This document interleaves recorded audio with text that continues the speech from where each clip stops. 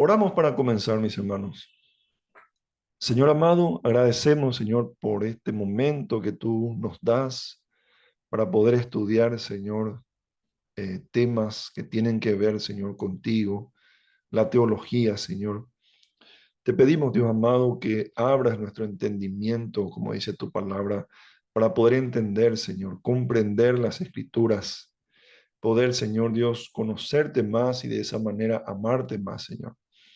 Damos gracias por todas las bendiciones que tenemos y también por la bendición de tu revelación en tu palabra, Señor. Te pedimos, Dios amado, que tu Espíritu nos capacite, nos, eh, nos enseñe, Señor, y nos guíe a hacer tu voluntad. Agradezco por los hermanos que están siguiendo este curso y por aquellos que se van a conectar y van a agregarse en el transcurso de este curso, Señor. Te damos gracias en el nombre de Jesús. Amén. Muy bien, bendiciones. Yo soy el pastor David, quiero presentarme.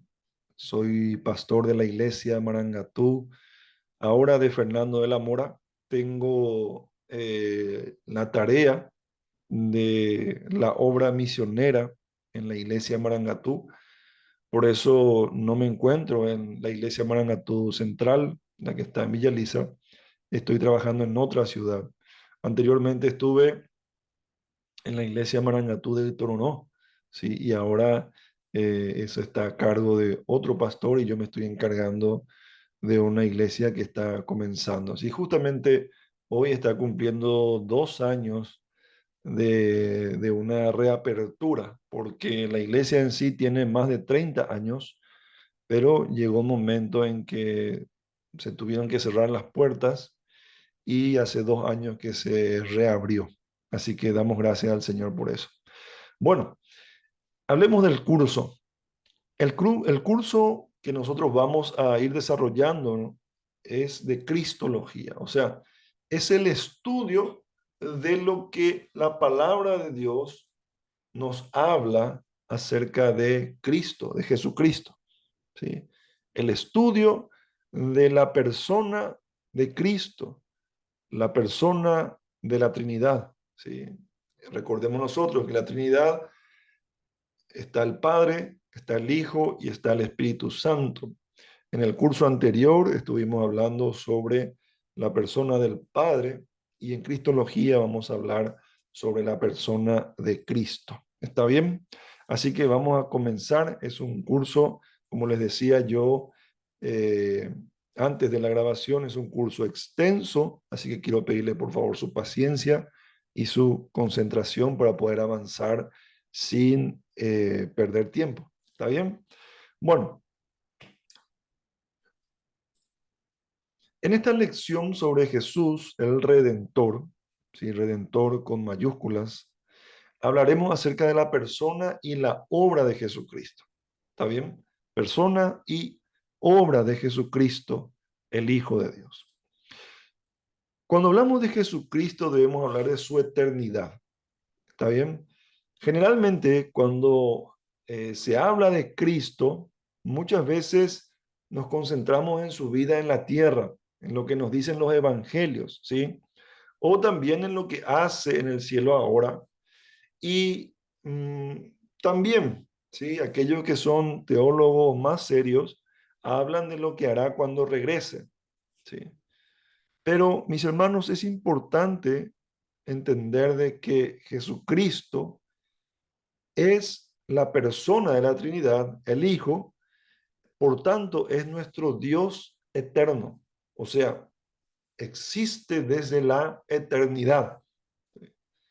Entonces, debemos nosotros entender de que el estudio de Cristo no solamente se centra en lo que hizo estando aquí en la tierra, ¿sí? Lo que nos dicen los evangelios, ni lo que hará, ni solamente en lo que hará, sino que también en lo que Él es desde la eternidad hasta la eternidad. Por eso cuando hablamos de cristología, debemos también estudiar la eternidad de Cristo. ¿Está bien?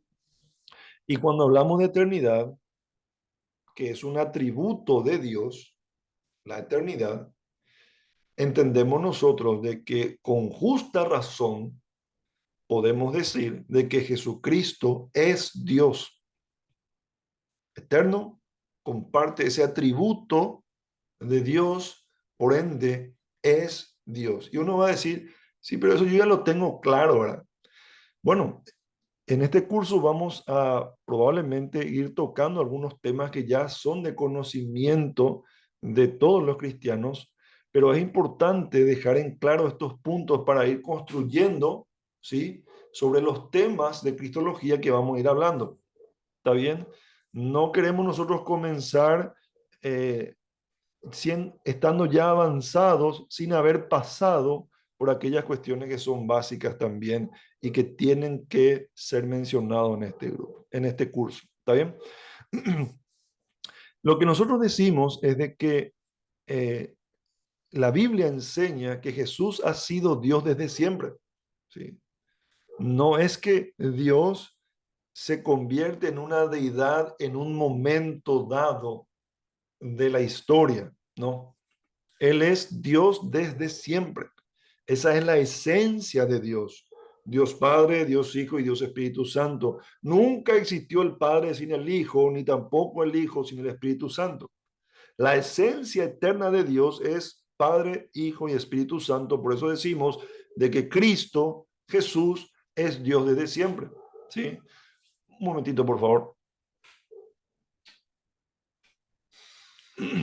Por lo tanto, lo que el Nuevo Testamento revela sobre su divinidad era cierto incluso antes de la creación y siempre lo será.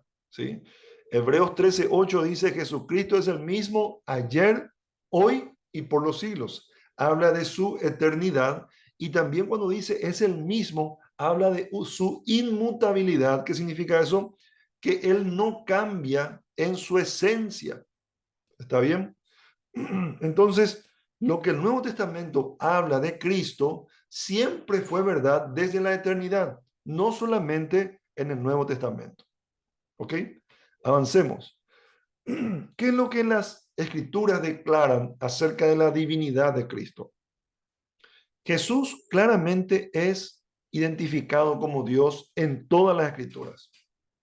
Por ejemplo, en Juan 20:28, cuando Tomás el incrédulo le dice, días antes, él dice a sus compañeros apóstoles, le dice, si yo no meto mi dedo en el agujero de su mano, ni meto mi mano en su costado, no voy a creer, dice.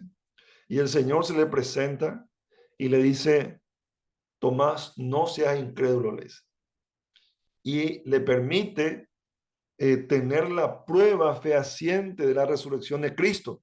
Él mete su dedo en las manos del Señor, en los agujeros de los clavos, y mete la mano en el costado, y ahí donde él se cae de rodillas y dice, Señor mío y Dios mío, dice. ¿Sí? Ahí donde Tomás hace una declaración de la divinidad de Dios. ¿Está bien? Eh, y eso es lo que vemos nosotros, que es una declaración en las escrituras de la divinidad de Cristo. Tito capítulo 2 versículo 13, Pablo lo llama nuestro gran Dios, el apóstol Pablo, nuestro gran Dios y Salvador Jesucristo. Entonces, vemos nosotros de que la Biblia habla claramente, va a ser una declaración de que Cristo es Dios. Y alguno me va a decir, sí, pastor, pero yo ya sé eso. Bueno, hermanos, esto es importante mencionar, porque la deidad de Cristo fue atacado en toda la historia de la humanidad. Y a veces los ateos tienen argumentos que parecieran ser muy sólidos, que hacen callar a los cristianos. Por eso es importante que nosotros podamos tener esto que es básico claramente para dar defensa de nuestra fe, como dice la palabra del Señor, con mansedumbre, pero también con entendimiento. ¿Está bien? Juan capítulo 1, versículo 1, dice que el verbo era Dios. ¿Sí?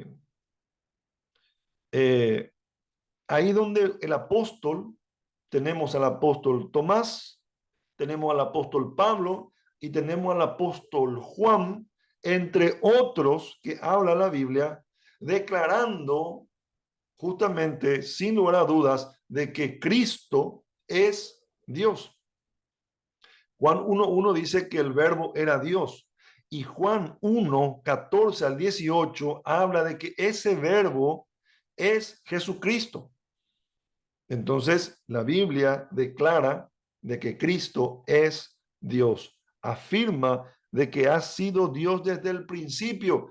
Y si es Dios, es completamente divino. ¿Ok? El Antiguo Testamento también habla de la deidad de Cristo. ¿Sí? El Nuevo Testamento muestra también la divinidad de Jesús al relacionarlo con referencias a Dios en el Antiguo Testamento. Por ejemplo, Marcos capítulo 1, versículos 2 al 3, cita profecías sobre Jehová, ¿sí? Que luego otras traducciones, Jehová traducen como Señor. Por ejemplo, estas profecías están en Malaquías, están en Jeremías, están en Isaías, hablando de que Marcos lo vincula diciendo de que esas profecías hablan directamente de Cristo. O sea, ¿qué es lo que hace Marcos? Marcos usa aquellas profecías para hablar y decir de que esas profecías se referían a Jesucristo. ¿Está bien? Y voy a mencionar un poquito aquellas profecías, aquellos pasajes en el Antiguo Testamento a los cuales Marcos se está refiriendo. Se refiere a Malaquías 3:1. Se refiere a Isaías 43, ¿sí?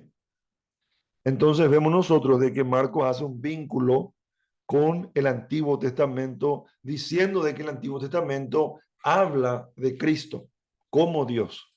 ¿Ok?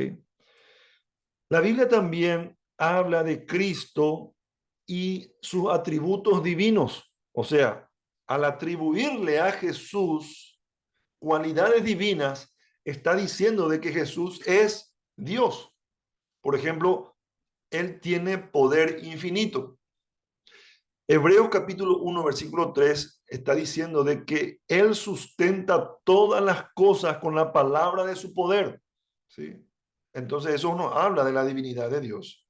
Juan, otro versículo muy importante que estábamos mencionando, Juan 1:1 y 2, habla que Jesús existía desde el principio, lo que le atribuye o le da el atributo de la eternidad que solamente Dios puede tenerlo. ¿Ok? Entonces vemos nosotros de que la Biblia apoya la doctrina, la enseñanza de que Jesús es Dios. ¿Ok? Cuando hablamos nosotros de Cristo y su eternidad, debemos nosotros entender de que Cristo es parte de la Trinidad. ¿Ok? Para los cristianos esto es muy importante. ¿Por qué les digo esto? Porque hay otras, entre comillas, religiones que no admiten a Jesucristo como parte de la Trinidad. Por ejemplo, los judíos. Los judíos no creen en la Trinidad. Ellos creen en el Dios del Antiguo Testamento, pero rechazan al Hijo y también rechazan al Espíritu Santo. ¿Qué nos dice eso? Cristo dijo, el que me recibe a mí, recibe al Padre. Nosotros podemos inferir a partir de ese versículo de que el que le recibe a Cristo, recibe al Padre, y el que le rechaza a Cristo, rechaza también al Padre. Entonces, podemos nosotros también concluir de que aquellas religiones que rechazan a Cristo o que no tienen a Cristo como Dios, no adoran al Dios de la Biblia. Eso es muy importante entender, mis hermanos, porque muchas veces decimos de que total adoramos todo al mismo Dios, pero la Biblia nos enseña, yo no quiero crear división, hermano, yo no quiero que nosotros empecemos a enfrentarnos con otras religiones, no. Lo único que quiero es reforzar su fe y aclarar aquellos puntos que son importantes para la fe cristiana, al decir de que el Dios de la Biblia es Dios Padre, Dios Hijo y Dios Espíritu Santo. Fuera de eso, no podemos hablar del Dios de la Biblia. Entonces, para los cristianos es muy importante entender de que Cristo, como parte de la Trinidad, también comparte los atributos de Dios Padre y Dios Espíritu Santo. ¿Está bien? Cuando hablamos de la Trinidad y la eternidad de Cristo, debemos hablar de lo que en teología llamamos ontología, ¿sí? Y yo quiero que usted no se asuste de estos términos técnicos, porque, como les dije al principio, mi compromiso es de que usted pueda entender en palabras más simples lo que es la teología. ¿Está bien? Cuando hablamos de la Trinidad, entonces hablamos del Padre, Hijo y Espíritu Santo. Y cuando hablamos de ontología, no ontología, ¿sí? No es odontología, es ontología. Nos referimos a las relaciones de ser entre las personas del Espíritu Santo. O sea, cómo están conectadas entre sí y comparten la misma esencia divina. Cuando hablamos de ontología, estamos hablando del ser de Dios, la esencia de Dios. ¿Sí? Y mis hermanos, tengo que anticiparme y decirles de que es muy difícil para nosotros hablar completamente de la esencia de Dios, porque al ser seres humanos, nuestro entendimiento es muy limitado, ¿sí? Pero sí podemos entender aquellas cosas que la palabra de Dios nos enseña. Entonces, cuando hablamos de ontología, nos referimos al ser de Dios, cómo el Padre, el Hijo y el Espíritu Santo se unen en una misma esencia. ¿Por qué? Es importante que nosotros entendamos de que al ser Padre, Hijo y Espíritu Santo, no estamos hablando de tres dioses, no estamos hablando de politeísmo, no. Estamos hablando de monoteísmo. ¿Por qué? Porque al ser tres personas, tienen una misma esencia, no son tres esencias aparte, no son tres personas y cada uno hace lo que le parece, no. Cada uno tiene su propia voluntad, no. Son tres personas que comparten una misma esencia y al tener una misma esencia estamos hablando de monoteísmo, de un solo Dios. No estamos hablando de tres dioses. ¿Ok? Eso es lo que nos muestra la Biblia. La Biblia nos habla de tres personas distintas unas de otras, pero que comparten una misma esencia. Y cuando hablamos de la esencia de Dios, estamos hablando de la ontología. Las personas de la Trinidad comparten la misma esencia divina. Entonces significa que tienen los mismos atributos. El Padre es omnipotente, el Hijo es omnipotente, el Espíritu Santo es omnipotente. El Padre es omnisciente, asimismo el Hijo y el Espíritu Santo. Es eterno, asimismo las tres personas. Es infinito, asimismo las tres personas. Y todos los atributos comparten porque tienen una misma esencia. ¿Ok? Pablo nos habla en Filipenses capítulo 5, al versículo, sí, capítulo 2, perdón, versículos 5 al 8, de Jesús compartiendo la misma naturaleza divina que el Padre. ¿Sí? Otros pasajes también indican lo mismo sobre el Espíritu Santo. Todos son parte del mismo ser divino, como Jesús lo dijo en Juan capítulo 10, versículo 30. Vamos a ver rápidamente, porque este es un punto importante que a mí me gustaría que no quede en el aire lo que decimos. Filipenses capítulo 2, versículos 5 al 8. Estoy buscando aquí para leerles. Filipenses 2, versículos 5 al 8, dice la palabra del Señor. Haya pues en vosotros, Filipenses 2, 5 al 8. Dice, haya pues en vosotros esta actitud que hubo también en Cristo Jesús, el cual, aunque existía en forma de Dios, o sea, Padre, Hijo y Espíritu Santo, no consideró el ser igual a Dios como algo a que aferrarse, sino que se despojó a sí mismo tomando forma de siervo, haciéndose semejante a los hombres. ¿Está bien? Eso nos habla entonces de que Cristo comparte la misma naturaleza divina que el Padre. Juan capítulo 10, versículo 30, ¿qué nos dice? Un versículo que es clave en nuestro estudio de la cristología. Juan 10:30 dice la palabra de Dios, yo y el Padre somos uno. La Reina Valera dice, uno somos. ¿Qué está diciendo entonces el Señor Jesucristo? De que Él tiene una misma esencia. ¿Sí? Él no está diciendo el Padre y yo coincidimos o concordamos o nos pusimos de acuerdo. No. Él habla de uno somos. Uno somos, ¿sí? Comparte una misma esencia, por lo tanto, una misma voluntad. Continuamos. Entonces, la ontología se refiere a la esencia de Dios. Uno, una unidad completa y perfecta. Ahora, hablemos de la economía en la Trinidad. Cuando hablamos de la economía, hablamos de cómo interactúan, cómo se relacionan el Padre, el Hijo y el Espíritu Santo. Ya dijimos que son una misma esencia, pero al ser tres personas, ¿cómo interactúan entre ellos?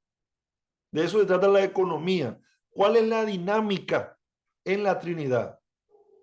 El Hijo tiene la misma esencia divina, decíamos nosotros, que el Padre y el Espíritu Santo. Pero el Hijo en la economía, en la interacción, se somete a la voluntad del Padre. ¿Sí? Él mismo se somete a la voluntad del Padre y tiene autoridad sobre el Espíritu Santo. O sea, él está sometido a la voluntad del Padre y también tiene autoridad sobre el Espíritu Santo. O sea, el Espíritu Santo está subordinado al Hijo.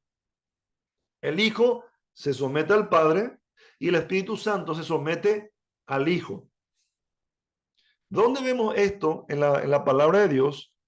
Vemos nosotros en Juan capítulo 8, versículo 29, 28 y 29.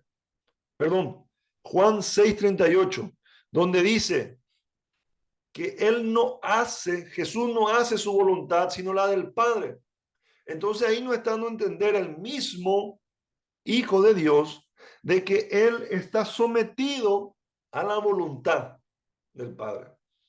No es que la voluntad del Padre y del Hijo estén en discordancia o haya una fricción entre ellos. No, no, no. No se trata de eso. Se trata de que hay una completa unidad. Y en esa unidad hay un sometimiento. No es que el Padre tuvo su voluntad y el Hijo tuvo su otra voluntad diferente y al final el Hijo terminó. No. No podemos hablar nosotros de la Trinidad y hablar de una discordancia entre las personas. No. Como hay una sola esencia, nosotros entendemos de que la palabra de Dios nos enseña de que el Hijo hace la voluntad del Padre. Eso vemos en Juan 6:38.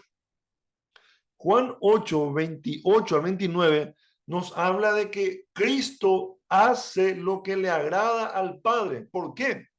Porque para el Hijo es importante agradar al Padre y para el Padre es importante honrar al Hijo. Hay una relación mutua de exaltación y de obediencia. Dice la palabra del Señor también en Juan 15:26 de que el Hijo, porque estamos hablando de cristología, tiene autoridad para enviar al Espíritu Santo. Yo me voy, dice, pero enviaré al Consolador con mayúsculas y él dará testimonio de mí, dice la palabra del Señor. También Cristo mismo dijo de que yo los envío así como me envió el Padre, yo los envío. O sea, Vemos nosotros ahí de que el Padre envió al Hijo y luego el Hijo envía al Espíritu Santo. Entonces vemos nosotros de que el Hijo está subordinado al Padre y el Espíritu Santo está subordinado al Hijo. ¿Sí? Vemos nosotros de que el Padre tiene autoridad, el Hijo tiene autoridad y también el Espíritu Santo. Continuemos. Entonces, cuando hablamos de economía, interacción, eso es lo que entendemos nosotros de la Trinidad. ¿Ok? Cuando hablamos también de la Trinidad, entendemos de que Cristo forma parte de ese consejo eterno, o sea, de esa reunión, de ese acuerdo eterno que hay. ¿Sí? El término consejo eterno se refiere a los planes de Dios para el universo que se establecieron antes de la creación, antes de Génesis capítulo 1, versículo 1, hubo un consejo eterno, una reunión, un acuerdo, por decirlo de alguna manera, en la Trinidad.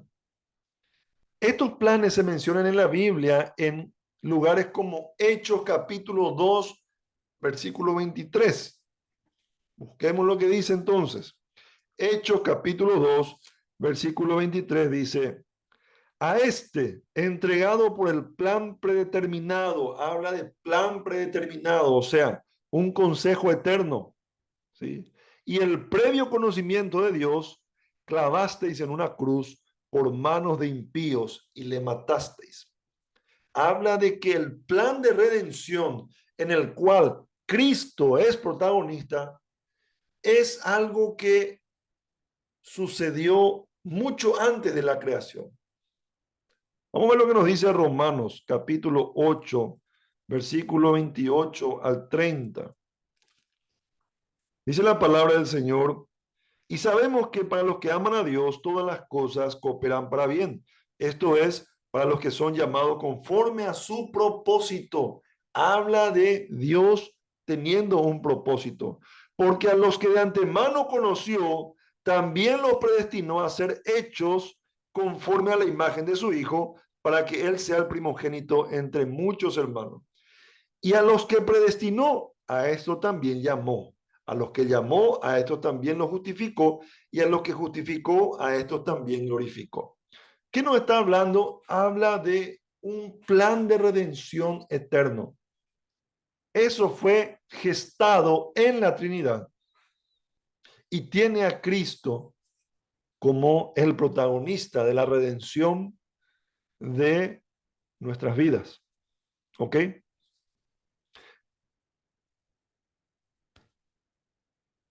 Muy bien. Continuemos.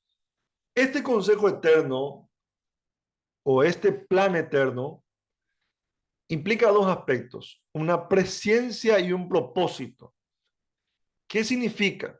La Trinidad tuvo conocimiento o tiene conocimiento de todas las cosas. Por eso decimos nosotros que uno de los atributos de Dios es la omnisciencia. ¿Sí? Conoce todo lo que pasó, lo que pasa y lo que va a pasar. Hay un conocimiento previo de todas las cosas.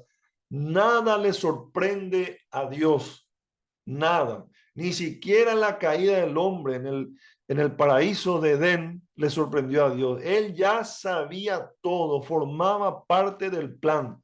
Y enseguida vamos a ver cuáles fueron los motivos.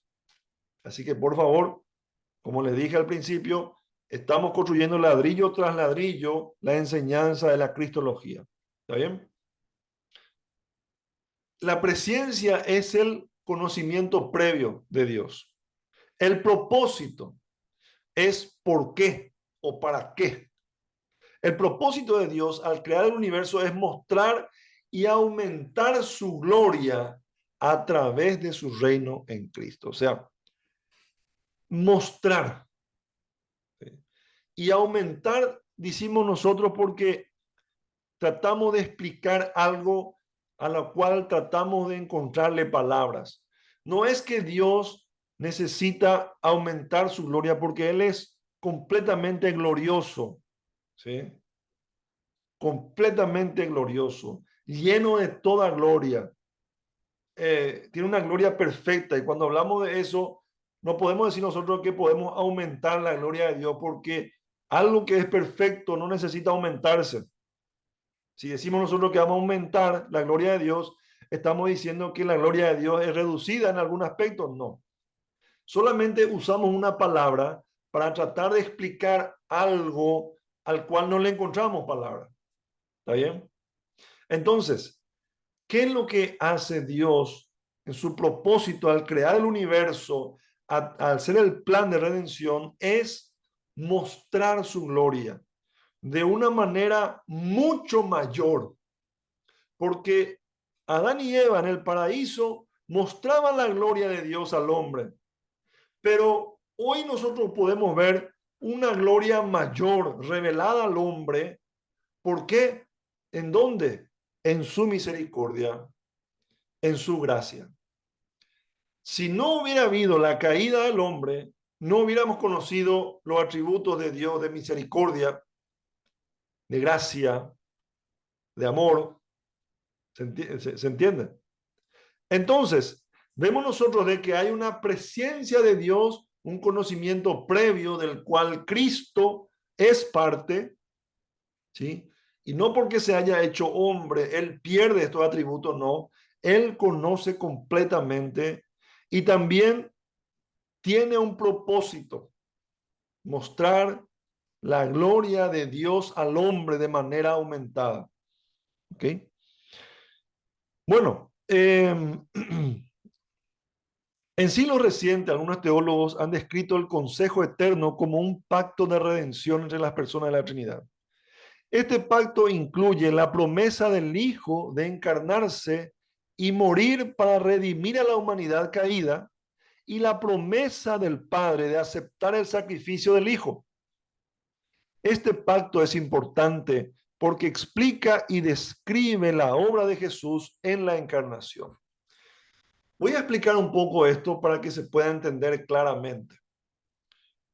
Cuando hablamos de el consejo eterno de Dios, nos estamos refiriendo también a lo que los teólogos reformados hablaban y decían el plan o el pacto de redención. Cuando Cristo dice, yo vine a hacer la voluntad de mi Padre, que veíamos nosotros en Juan capítulo 6, versículo 38, y también en Juan capítulo 8, versículo 28 al 29, donde Cristo dice que Él hace siempre lo que agrada al Padre. Nos estamos dando cuenta de que en algún momento de la eternidad, o sea, esos versículos y otros más, nos están dando a entender de que en algún momento de la eternidad, el Padre, el Hijo y el Espíritu Santo hacen un pacto de redención, en donde el Hijo se compromete a hacer la voluntad de Dios, del Padre, y a hacer lo que le agrada al Padre. Si ustedes me dicen, ¿dónde está el versículo que habla del pacto de redención? No, no hay un versículo explícito, pero al leer toda la Biblia y ver todo el panorama de la Biblia, podemos darnos cuenta de que ese pacto y ese compromiso existió en algún momento, porque Cristo dice, yo hago la voluntad del Padre, el que me envió. Y Juan también dice, yo hago lo que agrada al Padre. ¿Sí? En otras partes dice, en los negocios de mi Padre tengo que ocuparme, nos da a entender la palabra del Señor. Entonces, vemos nosotros de que hay un momento en la eternidad en el que ocurre este compromiso o este acuerdo, este pacto.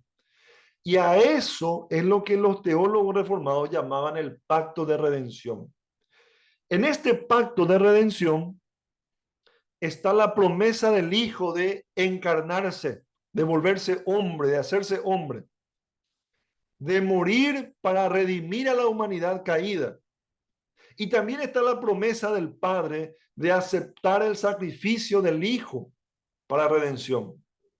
Y también está la promesa del Espíritu Santo de obrar para perseverar o dar perseverancia a los santos, para regenerar, para salvar, ¿sí? Para hacer que la salvación sea efectiva a los que fueron llamados, a los que fueron predestinados, y para conservar a los salvados hasta, o a los salvos, hasta el segundo regreso de Cristo.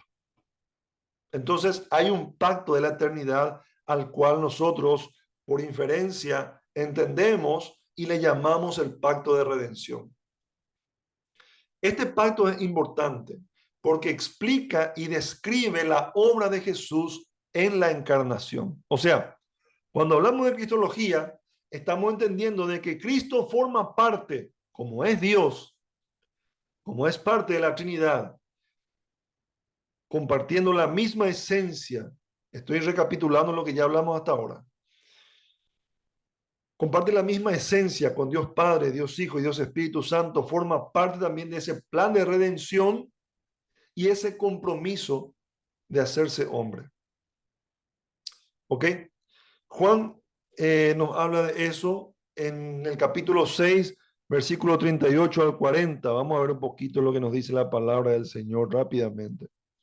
Si ustedes tienen su Biblia, mi hermano, les animo a buscar esto y a marcar esto, ¿sí? Juan 6, 38 al 40 dice la palabra del Señor, porque he descendido del cielo no para hacer mi voluntad, sino la voluntad del que me envió. Y esta es la voluntad del que me envió, que todo lo que Él me ha dado yo no pierda nada, sino que lo resucite en el día final. Porque esta es la voluntad de mi Padre, que todo aquel que vea al Hijo y cree en Él tenga vida eterna, y yo mismo lo resucitaré en el día final. ¿Ok? Muy bien. Continuamos. Ya estuvimos hablando entonces de la eternidad, de la Trinidad. Vamos a hablar ahora de la cristología en la creación. ¿Ok?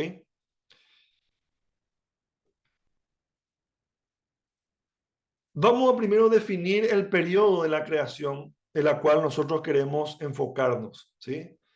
El periodo inicial de la creación como aquel que da inicio con la semana de la creación y termina con la caída de la humanidad en pecado y la expulsión del jardín del Edén, ¿ok? De Adán y Eva del jardín del Edén, ¿ok? Ese es el periodo que vamos a estudiar en, este, en esta parte del curso, ¿sí? Eh, y hablando justamente de la cristología en la creación, desde la semana de la creación hasta la caída de, eh, del hombre, ¿ok? Sería entonces de Génesis 1 al capítulo 3. ¿Ok? Nos enfocamos entonces de la persona de Cristo en la creación, en la semana de la creación, en los 7 días. ¿Sí? Dice la palabra del Señor de que en la semana de la creación Dios formó y llenó el universo de acuerdo a su propósito eterno. El Hijo, como nos dice Juan, capítulo 1, versículo 1 al 18, principalmente los versículos 1, 2 y 3, nos habla del Logos. ¿Sí? En el principio era el Logos, que traducido al español, al español dice, en el principio era el Verbo. ¿Sí? En el principio era el Logos. El Hijo es el Logos de Dios, es el Verbo, es Dios, Dios Hijo. Estuvo presente desde el principio y participó activamente en la creación. Esto se menciona en Juan capítulo 1, versículo 1 al 3, en Colosenses 1, versículo 16, en Hebreos 1, capítulo 1, versículo 2, donde nos habla de que todo lo que fue creado por él y sin él nada de lo que fue creado es. O sea, habla de Cristo como el creador. ¿Sí? Esto nos recuerda que el universo fue creado por medio de Cristo y para Cristo. lo que tiene implicaciones profundas para nuestra comprensión de la creación y de nuestro lugar en ella. Él es Dios, mi hermano. Por eso yo les decía al principio, Él es Dios, forma parte de la Trinidad, comparte la esencia de Dios. Por eso yo les decía al principio, está bien, pastor, yo entiendo muy bien que Él es Dios, pero no podemos dejar de mencionar nosotros, porque sobre esa base estamos nosotros ahora hablando de la creación. ¿Está bien? Él es el motivo de la creación. Todo fue creado por medio de Cristo y para Cristo, para gloria de Dios. Y Él, siendo Dios, es para su gloria. En Génesis 1, Dios ordenó y llenó el universo de maneras que reflejaban su plan eterno y su propósito para la creación. ¿Cuál fue el propósito? Los seres humanos fueron creados a imagen de Dios y les fue dado el dominio sobre la tierra como parte de ese propósito. La relación original de la humanidad con Dios estaba destinada a ser de amistad, de hijos a padre, de padre a hijos y de ser compañeros en la creación. ¿Por qué? Porque Dios crea todo y le da al hombre para que administre, para que cuide la creación. ¿Está bien? A eso nos referimos en compañeros de la creación. No significa que el hombre también es el creador. No, por favor. Discúlpeme por esas aclaraciones que hago, eh, pero a veces aclarar lo obvio ayuda a que tengamos un mayor entendimiento. Y también a que no se malinterpreten también las enseñanzas. ¿Ok? Entonces, la creación, el propósito de la creación se relaciona con el reino de Dios y el gobierno de Cristo. ¿En qué sentido? La Biblia enseña consistentemente que el propósito de la creación es servir como el reino especial de Dios, ¿sí? Y que este reino será gobernado por el Hijo de Dios, quien participó en su creación y es su legítimo heredero y rey. El hecho de que Jesucristo sea tanto el Redentor como el Creador tiene importantes implicaciones para nuestra fe. Nos recuerda la grandeza de nuestro Salvador, que es el Señor sobre toda creación.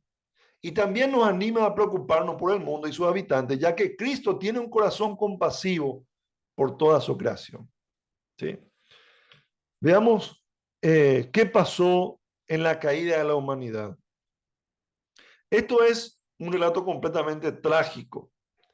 Después de haber sido creados por Dios, ¿sí?, y colocado en el hermoso jardín de Edén, Adán y Eva cayeron en la tentación de Satanás y desobedecieron el mandato divino de no comer del fruto del árbol del conocimiento del bien y del mal. Esto marcó el comienzo del pecado en la humanidad y trajo graves consecuencias. Ahora, ¿quedó ahí? No. Dios respondió a este pecado con maldiciones sobre Adán, porque todo pecado tiene sus consecuencias. Adán, Eva y también la serpiente. Estas maldiciones afectaron todas las áreas de la vida humana, desde el trabajo hasta el parto y la relación con la naturaleza.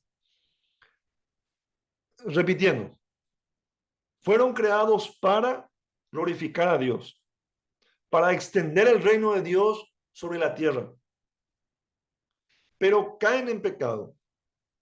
Entonces ocurre de que todo es manchado con el pecado y ahora ingresa la muerte, el dolor, el sacrificio. ¿Ok? Pero en medio de este juicio también hay una promesa de redención. O sea, ahí nosotros, mis hermanos, vemos otra vez de que la cristología nos lleva a ver a Cristo desde el principio. Estamos hablando de que Él es eterno, Él es Dios. Ahora vemos de que Él es creador. Y en la creación también se ve una promesa de redención. En cristología se suele llamar el protoevangelio, ¿sí?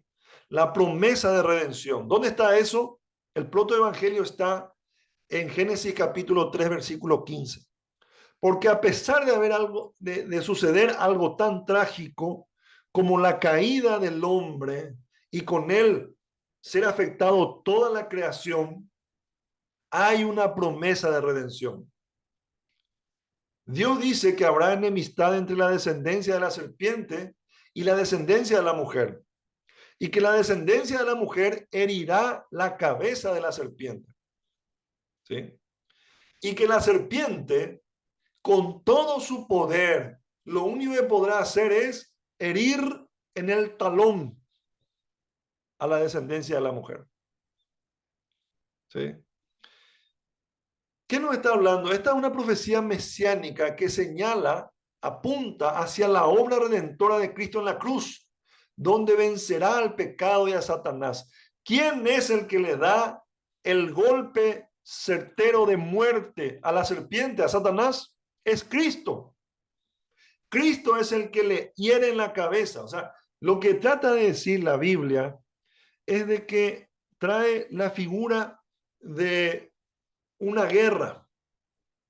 En la guerra, en el combate cuerpo a cuerpo, como era en el tiempo que se escribió la Biblia, una herida en el talón no significaba ninguna discapacidad.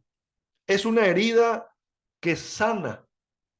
Probablemente puede dejar una cicatriz, pero no le incapacita al guerrero a seguir luchando.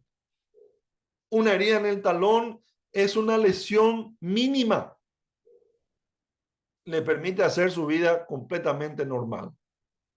Y la Biblia dice en Génesis 3:15 de que la serpiente, Satanás, con todo su poder, con toda su astucia, con todo su ejército, lo único que pudo herir de Cristo es su talón. Pero eso no significa, ojo, tengo que aclarar, eso no significa de que lo que Cristo sufrió en la cruz es mínimo, ¿no? La Biblia nos enseña de que Cristo en la cruz sufrió el castigo que nosotros debíamos sufrir. Tuvo un sufrimiento infernal en la cruz. Sí, ese fue el castigo infernal de Cristo. Sufrió en la cruz. Y lo hizo porque la ira de Dios cayó sobre él. Sí. La ira que debía caer sobre nosotros. Ahora, eso fue el golpe en la cabeza a Satanás. Y en la guerra, un golpe en la cabeza, una herida en la cabeza, significaba la muerte, significaba agonizar hasta morir. Ese sí es una herida que incapacita y que mata. ¿Qué significa eso? De que Cristo en la cruz hirió en la cabeza a Satanás, una herida de muerte le dio. Eso fue lo que pasó en la victoria de Cristo. Gloria a Dios, gloria al Señor, gloria a nuestro Salvador por eso, nuestro Redentor. ¿Sí? Y eso ya estaba profetizado en Génesis capítulo 3, versículo 15. El papel del Hijo en la caída de la humanidad y su consecuencia fue doble. ¿Por qué? Por un lado, participó con el Padre y el Espíritu Santo al pronunciar las maldiciones sobre la humanidad en respuesta al pecado. Por otro lado, fue el Redentor prometido que eventualmente vendría a salvar a la humanidad de estas maldiciones y restaurarla a la comunión con Dios. Por tanto, la caída de la humanidad en el pecado no fue el final de la historia, sino el comienzo de un plan redentor divino que culminaría en la obra de Cristo en la cruz. ¿Sí? Esta historia nos recuerda la gravedad del pecado, pero también la profundidad del amor y la misericordia de Dios que proviene en su promesa de redención a través de su Hijo. ¿Sí? Cristología, el Hijo de Dios. Estamos hablando y estudiando al Hijo de Dios en su obra. ¿Está bien? Así que mis hermanos, espero que vayamos entendiendo muy bien a Cristo, la persona de Cristo, el Hijo de Dios, Dios Hijo, en su persona, por supuesto, y también en su obra, en todo el relato bíblico. Muy bien, sigamos hablando. Ahora, por supuesto, la caída de la humanidad trajo consecuencias personales, ¿sí? Tuvo graves consecuencias. Según Romanos 5:12, el pecado entró en el mundo a través de Adán y como todos hemos pecado, ¿sí? Todos compartimos su culpa y su naturaleza corrupta. De ahí hablamos nosotros del pecado original. Como somos descendientes de Adán y Eva, también heredamos el pecado de ellos, ¿sí? Esto significa que desde el principio estamos separados de Dios y de los demás. Génesis capítulo 5 nos habla de que Adán y Eva engendraron hijos conforme a su imagen. Ellos fueron creados a imagen de Dios. Y luego de caer en el pecado, ellos engendran hijos de acuerdo a su imagen. Claro, está la imagen de Dios en ellos, pero está el pecado. Y cuando ellos engendran otros hijos, ellos están engendrando hijos que fueron creados de la misma manera que ellos, a imagen y semejanza de Dios, pero con el pecado encima. A eso se refiere. Entonces, toda la descendencia de Adán y Eva, nosotros heredamos el pecado original, menos Cristo, que fue concebido por obra del Espíritu Santo. O sea, Cristo, al hacerse hombre y al haber nacido de María, no hereda el pecado original. ¿Por qué? Porque su concepción fue divina. No fue por voluntad de hombre. ¿Está bien? Entre las consecuencias personales de la caída de la humanidad, la comunión con Dios se rompió. Y atienda muy bien, mi hermano. Quizá usted me va a decir, sí, yo ya sé eso, pastor, pero escuche bien. La comunión con Dios se rompió. Adán y Eva se escondieron de Dios después de pecar, perdiendo la relación cercana que solían tener con Él. Esta separación también afectó sus relaciones entre sí, causando vergüenza y conflicto. Esto vemos en Génesis capítulo 3, versículos 8 al 10. Ellos pecaron y se separan de Dios, consecuencia del pecado, de la caída de la humanidad. También cargamos la culpa del pecado de Adán, lo que les decía recién, lo que también nos hace culpables ante Dios. Hablamos entonces de la depravación humana. Y eso nos impide buscar a Dios, porque buscar a Dios no es algo que nace de la naturaleza humana, sino que es algo que el Espíritu Santo pone en nosotros cuando nos regenera. Hacer lo correcto no es, o hacer lo que le agrada a Dios, o hacer lo que es correcto delante de los ojos de Dios, no forma parte de la naturaleza humana. Eso tiene que ser algo que Dios produzca en nuestra vida. Entonces, la historia muestra que a pesar del progreso, el pecado sigue presente en el mundo, causando sufrimiento y muerte. Romanos 5:18, Romanos 3:10 al 12 nos habla sobre esto. Las maldiciones de Dios registradas en Génesis capítulo 3, versículos 16 al 19, trajeron dolor y dificultades a la humanidad.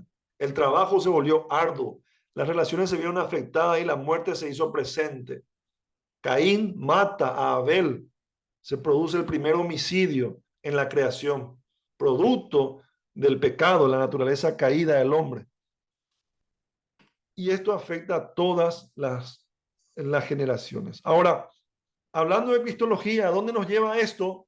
Nos lleva al Redentor. Necesitamos un Redentor para restaurar nuestra relación con Dios y liberarnos de esa caída de la humanidad en el pecado. La única manera de liberarnos del poder del pecado, de la esclavitud del pecado, es a través de Cristo. Él es nuestro libertador, es nuestro redentor. Solo Dios puede arreglar lo que nosotros rompimos y descompusimos. Solo Dios puede salvarnos nuestras propias acciones. Por eso es que en la cristología y en la redención, Cristo se vuelve central. Y ahí vemos nosotros la centralidad de Cristo en nuestra fe. Necesitamos un redentor que pueda traer redención y restauración a nuestras vidas. Vemos entonces de que en toda la creación al hacer las cosas perfectas y al producirse la caída de la humanidad, Cristo está presente en todo eso. ¿Está bien?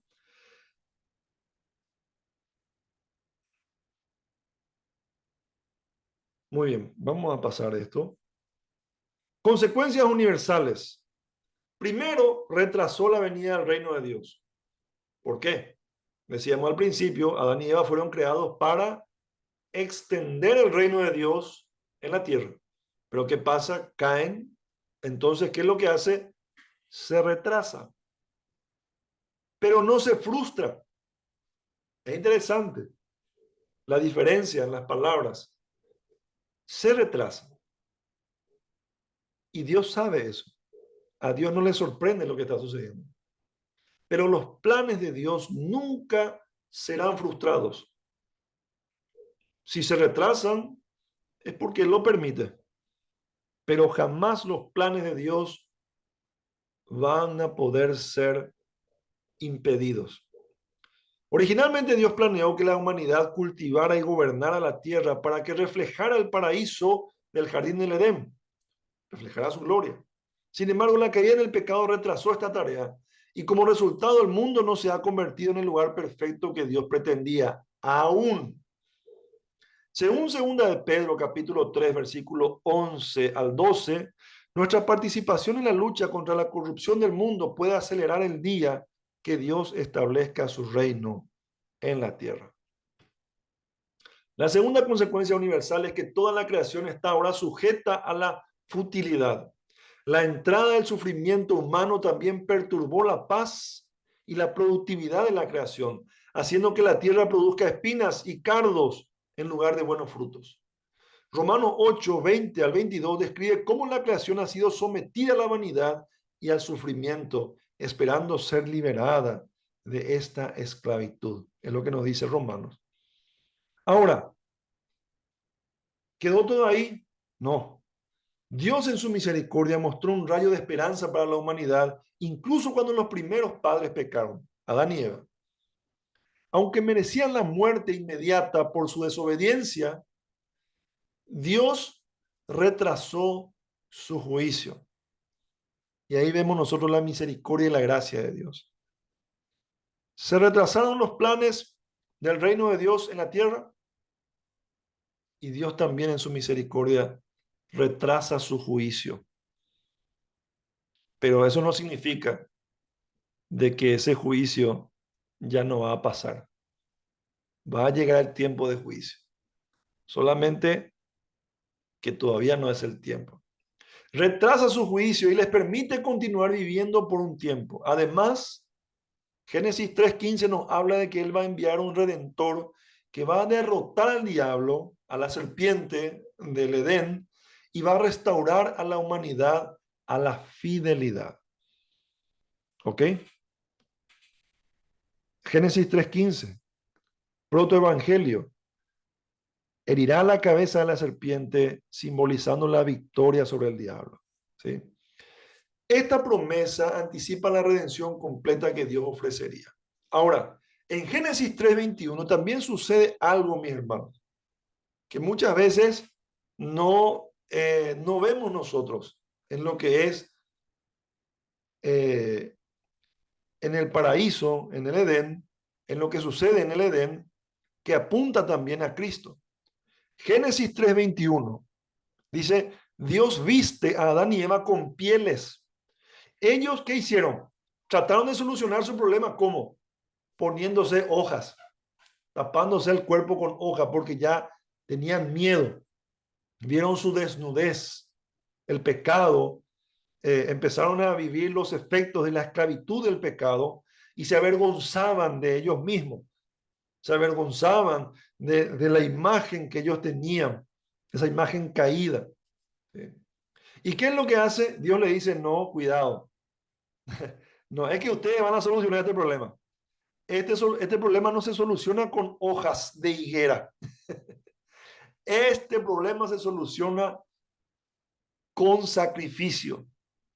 Tiene que haber derramamiento de sangre para que haya perdón de pecado, dice el Señor. ¿Y qué es lo que hace? Le viste con pieles. ¿Con pieles de qué?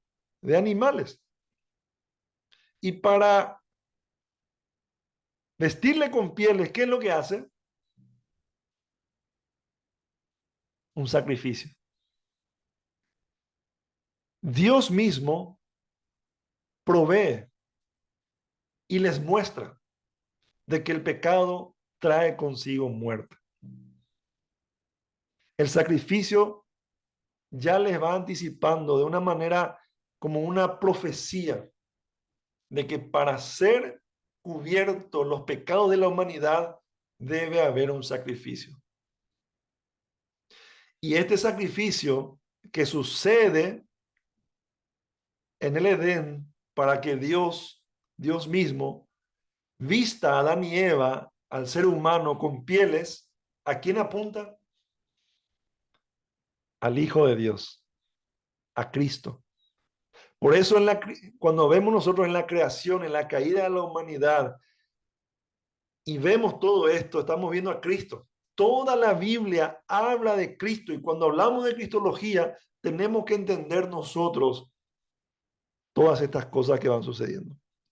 Así que desde los primeros días de la humanidad, Dios reveló su plan para la redención, mostrando su amor. No mató a Adán y Eva. Él fue misericordioso. Demostró su amor y su deseo de restaurar la comunión con su pueblo. ¿Ok? Veamos entonces la redención. ¿Sí?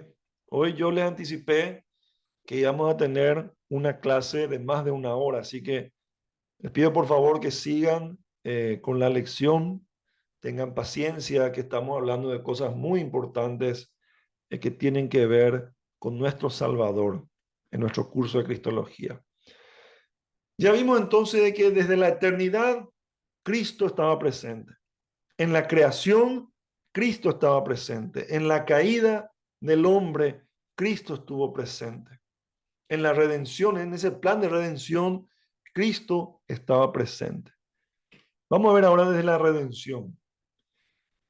Luego de ver la caída, vemos nosotros de que Dios demuestra ser más grande que nuestro pecado al revelar sus planes para rescatarnos. El amor de Dios, mi hermano, es infinito. Desde el principio el Padre designó a su Hijo como el Redentor. Él va a traer salvación a los pecadores y va a restaurar todo el mundo creado.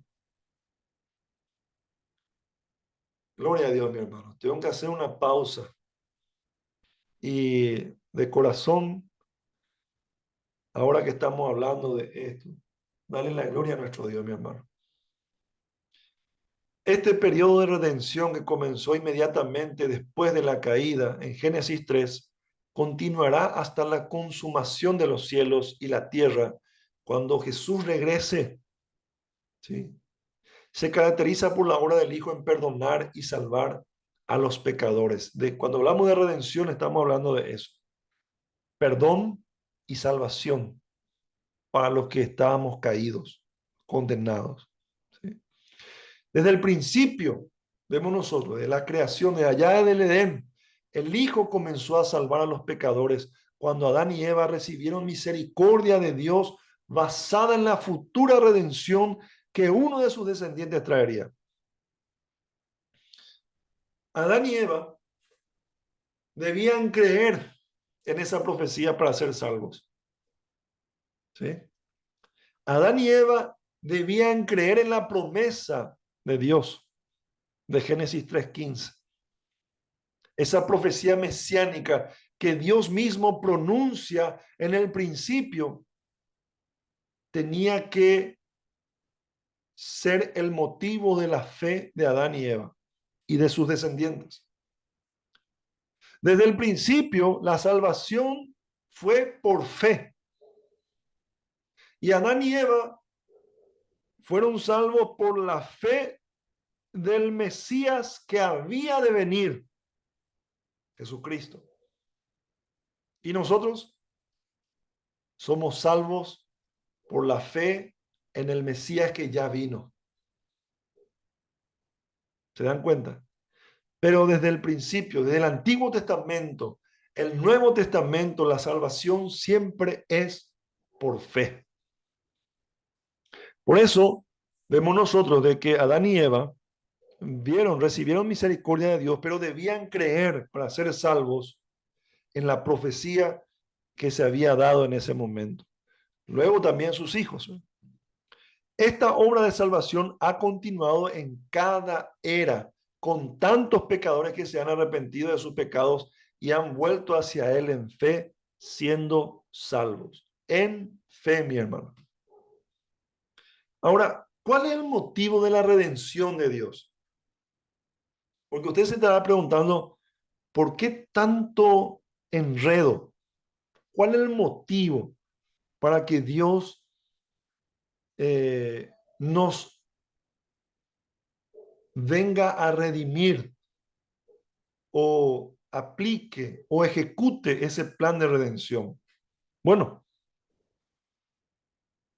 podríamos ver nosotros, mi hermano, muchos motivos, pero sin lugar a dudas, mi hermano, el motivo que lleva a Dios a redimir a la humanidad, a los elegidos, es su amor, ¿verdad? Primera de Juan nos dice, Dios es amor.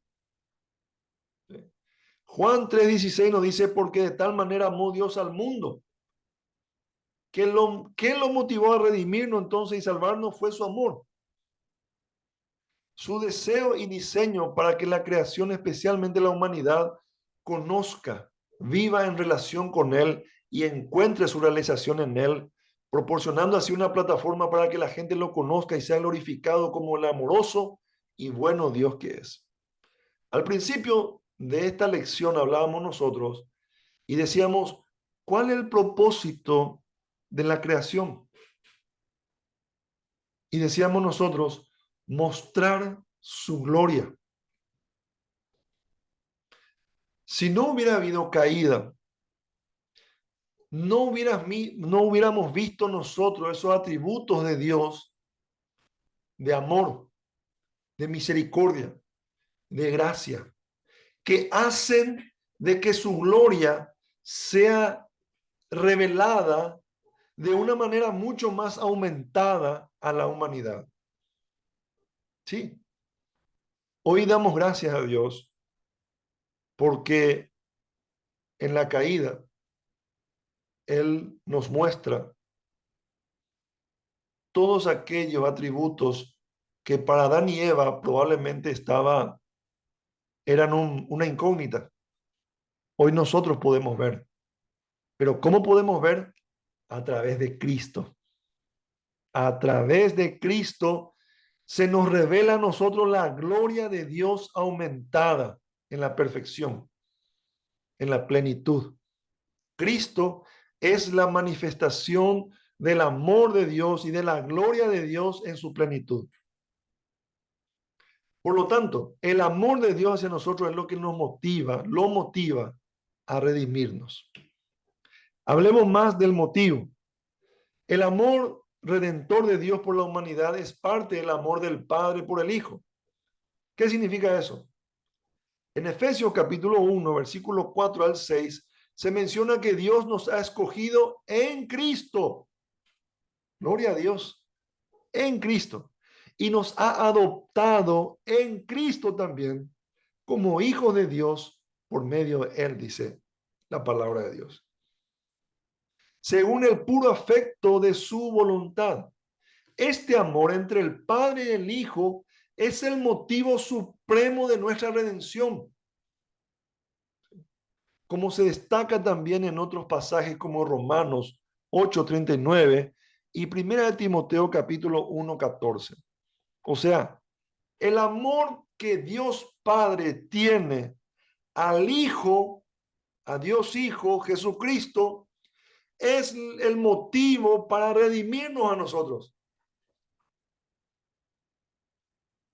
Porque estando en pecado, así como nacimos, y estando en guerra y ofendiéndole a Dios en cada segundo de nuestras vidas cuando vivíamos sin Cristo, no merecíamos nada de Él, para nada. Pero en Cristo es donde nosotros tenemos valor. Fuera de Cristo no somos nada. Ni de reojo nuestro Dios nos mira. Pero en Cristo y por el amor que el Padre le tiene al Hijo Jesucristo, ese es el motivo por el cual Él nos redime. Mis hermanos queridos, en Cristo tenemos todas las bendiciones. Fuera de Cristo no hay nada. El Nuevo Testamento frecuentemente resalta este amor del Padre por el Hijo como fundamental para nuestra redención. Y eso es importante, mi hermano, saber, porque por ahí andan cristianos que creen que ellos mismos son, ¿cómo les puedo decir? Son el centro del amor de Dios. Hay cristianos que dicen, eh, que piensan que son el centro, las músicas cristianas, entre comillas cristianas, que hoy se cantan, son muy antropocéntricas, o sea, yo siento, yo hago, Dios me ama, Dios me da, Dios me bendice, Dios a mí, a mí, a mí, a mí. En realidad, mi hermano, nosotros no somos el centro del amor de Dios. Cristo es el centro del amor de Dios. Y en Cristo somos amados. Fuera de Cristo, lo único que tenemos, mi hermano, es castigo, es condenación, es ira de Dios.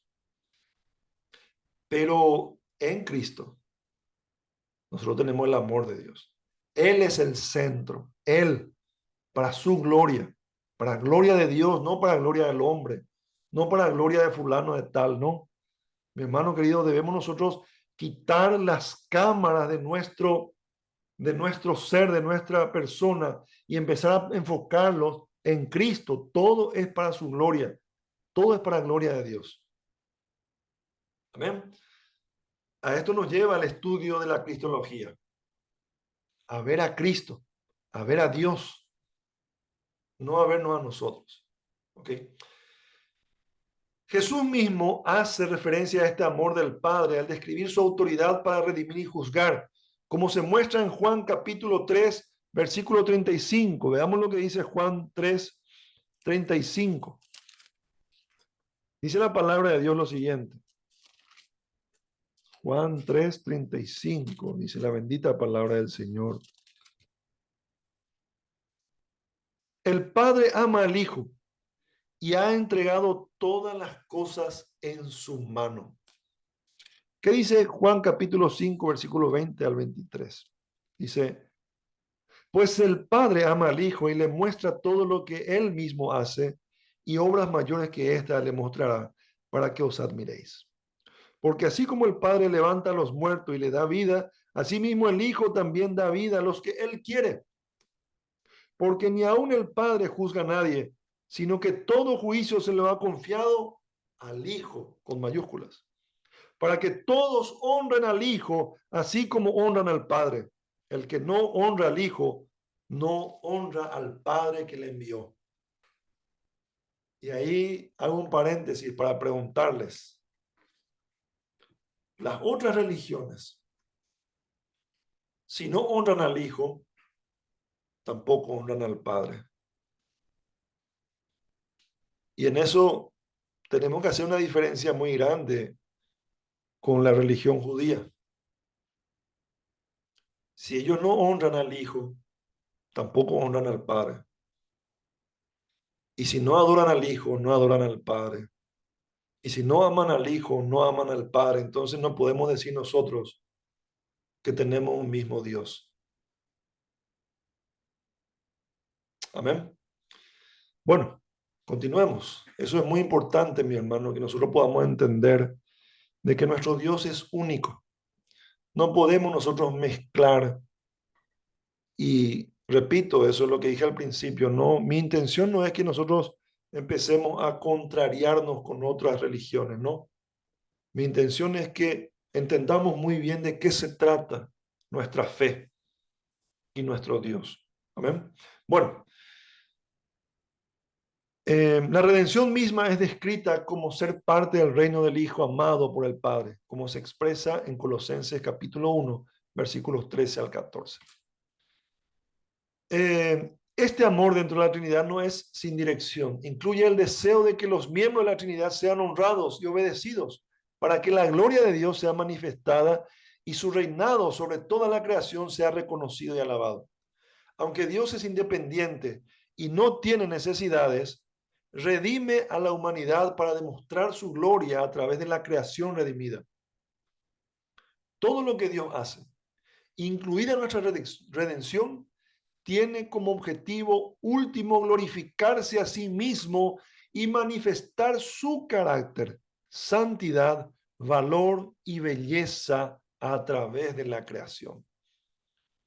Por eso les digo, mis hermanos, debemos entender nosotros de que nosotros no somos el centro, no, para nada. En el plan de redención es para gloria de Dios, no para gloria del hombre. Cuando uno es salvado, Dios se glorifica. No es que Dios está glorificando al hombre. Cuando hay una reunión de salvados, de personas que fueron salvadas, Dios se glorifica. En la iglesia, en la reunión de los hermanos, Dios se está glorificando. Es para gloria de Dios. No es para gloria de la iglesia, o gloria del pastor, o gloria de alguien más, ¿no? Para gloria de Dios. Muy bien. El amor de Dios por la creación, incluidos los seres humanos creados a su imagen, es evidente en el cuidado y la atención que muestra hacia todo lo que ha hecho. Esto refleja especialmente en su amor por la humanidad, como se expresa claramente en pasajes como Juan, capítulo 3, versículos 16 al 18.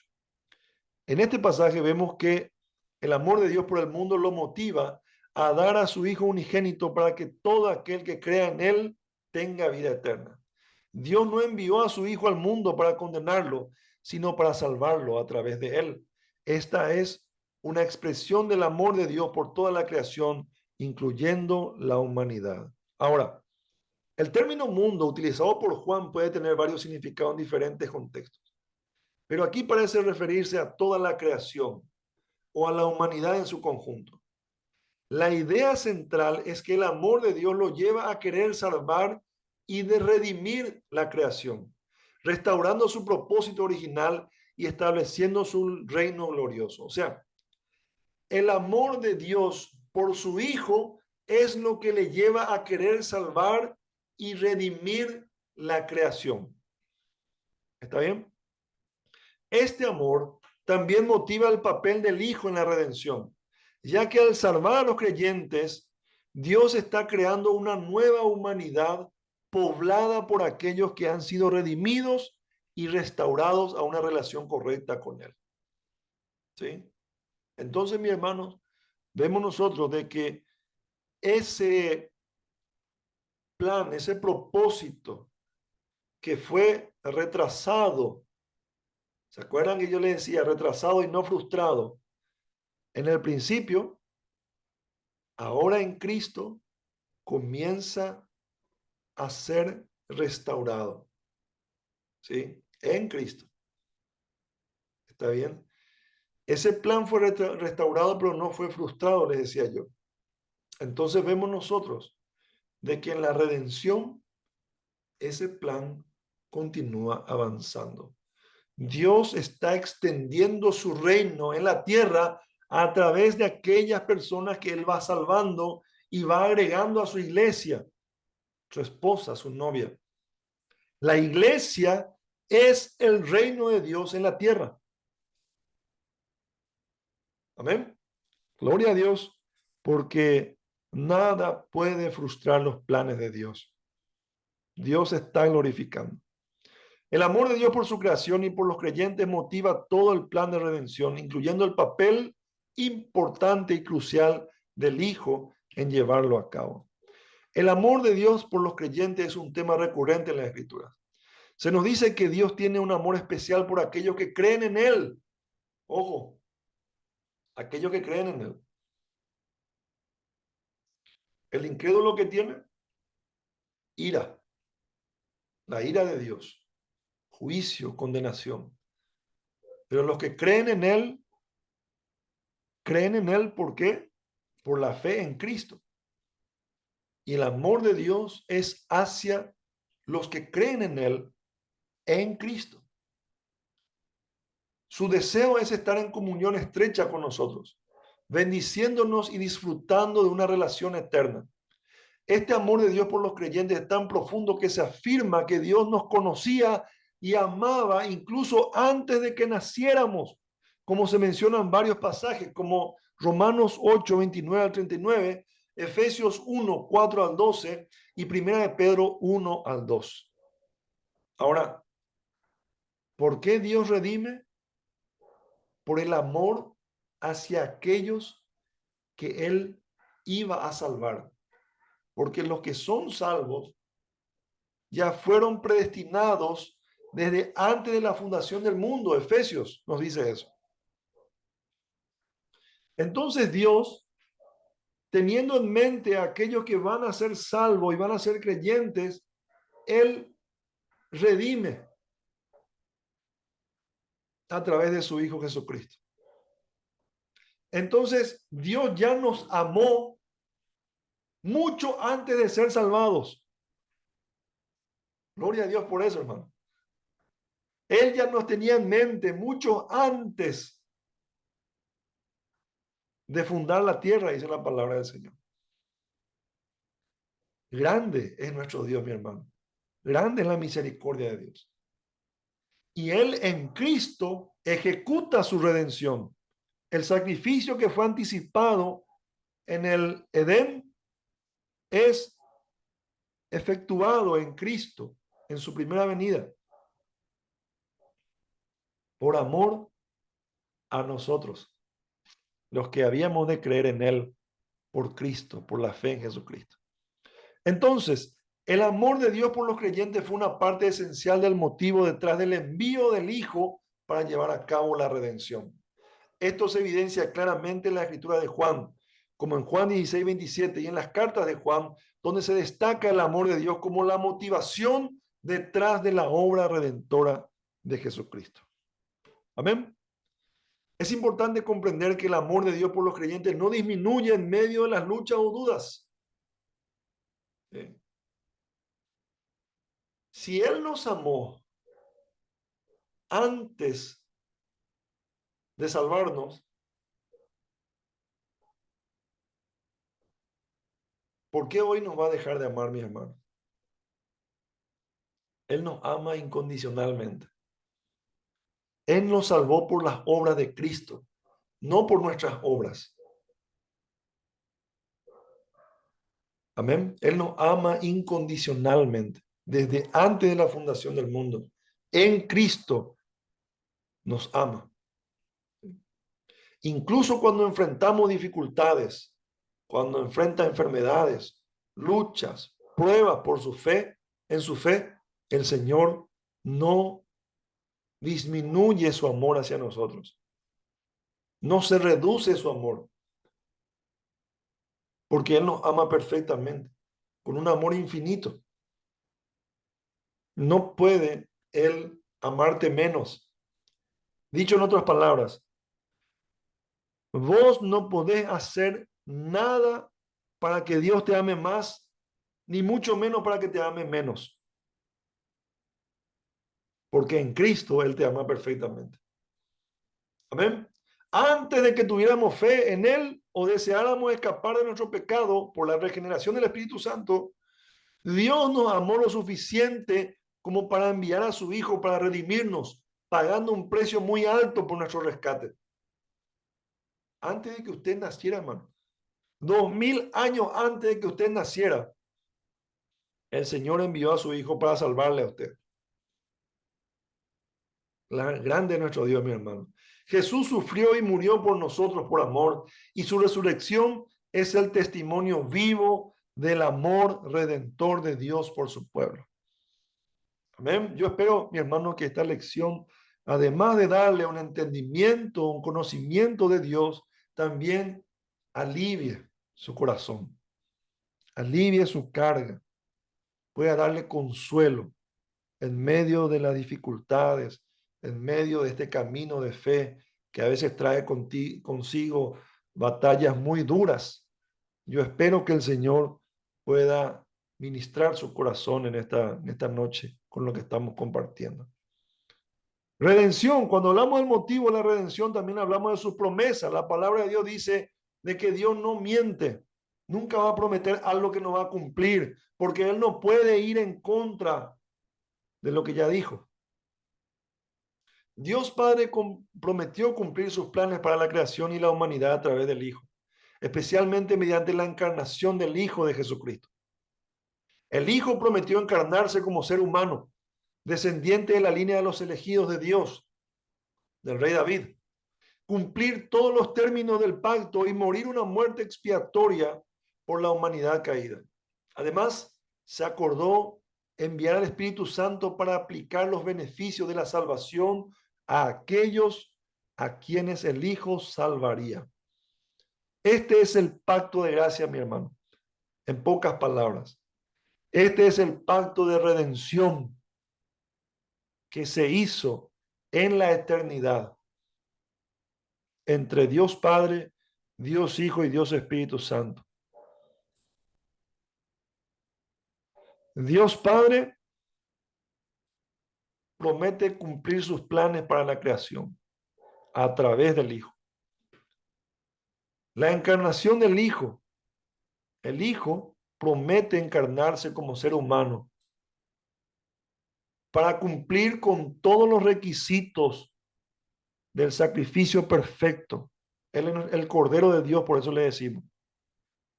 Porque debía morir una muerte terrible para expiar todos los pecados de la humanidad, de aquellos que eran elegidos para salvación. Y el Espíritu Santo, en este pacto, ¿qué hace? Aplica los beneficios de la salvación a aquellos a quienes el Hijo salvaría y que fueron elegidos, predestinados para salvación. Amén. Entonces, Dios Padre promete cumplir sus planes para la creación y la humanidad a través del Hijo, ¿sí? Promete enviar al Hijo. El Hijo promete encarnarse como ser humano y ser el Cordero de Dios para morir por nuestros pecados. Y el Espíritu Santo hoy aplica los beneficios de la salvación a aquellos que deben ser salvos. Ojo, el Espíritu Santo no, no aplica esta salvación a toda la humanidad. No es tirar la perla a los cerdos. El Espíritu Santo aplica a aquellos que fueron elegidos para ser salvos. ¿Ok? Eso es una doctrina que podemos ver más adelante. Ok, seguimos. El pacto de gracia, ya vamos a terminar con este punto ya, porque si no vamos a extender mucho la clase. El pacto de gracia se divide en 6 administraciones, cada una asociada con un personaje bíblico que guió al pueblo de Dios durante el periodo en que se llevó a cabo la ceremonia del pacto. Estas administraciones incluyen el pacto, porque vemos nosotros en la Biblia que Dios hace un pacto con Adán, el pacto adámico le decimos nosotros, ¿verdad? Eso vemos nosotros, Génesis 1 al 3. Todo ese contexto de Génesis capítulo 1 al capítulo 3 nos habla del pacto que Dios hace con Adán. Después está el pacto con Noé, ¿sí? Después está el pacto con Abraham. Después está el pacto con Moisés. Después está el pacto con David y luego está el nuevo pacto. Todo esto forman parte del pacto de gracia. ¿Sí? Ahora, en estas administraciones, Lo que hace Dios es revelar gradualmente su plan de redención. ¿Qué es lo que nos habla cada uno de estos pactos? Nos recuerda el plan de redención. Y yo quiero ver, quiero explicar muy bien esto para que no quede dudas. Dentro del plan de redención hay un pacto de gracia, ¿sí? Y este pacto de gracia, lo que sucede es que ocurren 6 pactos en toda la Biblia, pero esos pactos nos recuerdan al pacto de gracia, nos apuntan al pacto de gracia, ¿sí? Por decirlo de alguna manera, el pacto de gracia se subdivide en 6 pactos.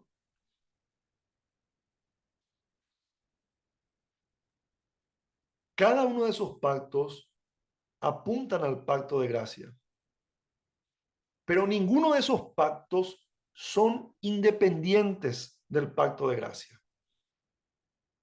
¿Se entiende? No estamos hablando nosotros de teología dispensacional, no estamos hablando de eso. Estamos hablando de teología pactual, ¿sí? Cuando Dios hace un pacto con Adán, apunta al pacto de gracia. Cuando Dios hace un pacto con Noé, apunta al pacto de gracia. Cuando Dios hace el pacto con Abraham, está apuntando al pacto de gracia, ¿sí? Cada uno nos muestra la gracia de Dios y a la vez nos revela gradualmente su plan de redención. ¿Está bien? No estamos diciendo de que Dios tuvo un trato especial con Adán y termina con Adán y se termina ese pacto y ese pacto ya no está vigente y luego el pacto con Noé es una nueva dispensación, no, o una nueva administración, no, no, no, no, para nada. El pacto, cada pacto sigue vigente en el pacto de gracia. ¿Se entiende? Cada pacto sigue vigente en el pacto de gracia. Y repito, cada pacto que vemos nosotros de estos 6 nos recuerda el pacto de gracia. Cada pacto demuestra la gracia de Dios en ese tiempo y a la vez nos revela su plan redentor. ¿Ok? Y todo esto apunta a Cristo como nuestro redentor. Cada administración del pacto, desde Adán hasta Jesús, apuntaba a la obra redentora de Cristo, quien cumplió todas las promesas del pacto y proporcionó la base para la salvación de la humanidad. ¿Se entiende, hermano? Solamente para aquellos que por ahí se preguntan, eh, ¿esto tiene que ver con la teología dispensacional? No. Nosotros vemos de otra manera los pactos, el pacto. La singularidad de Cristo como Dios y hombre en una persona lo convierte en el único sacrificio capaz de redimirnos ante Dios.